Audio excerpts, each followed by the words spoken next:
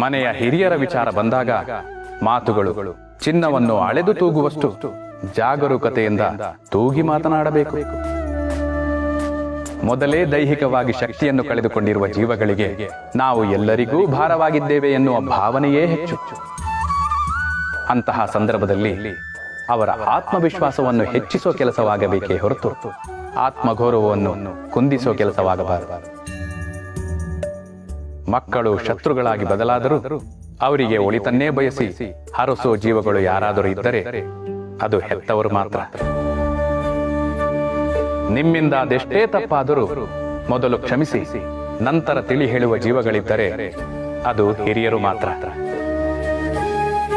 ಮನೆಗೊಂದು ಮಗು ಹೇಗೆ ಮುಖ್ಯವೋ ಹಾಗೆ ಆ ಮಗುವಿನ ಸರ್ವತೋಮುಖ ಸಂಸ್ಕಾರಯುತ ಬೆಳವಣಿಗೆಗೆ ಹಿರಿಯರು ಅಷ್ಟೇ ಮುಖ್ಯ. ಅವರು ಮುದುಕರಲ್ಲ, ಅನುಭವದಲ್ಲಿ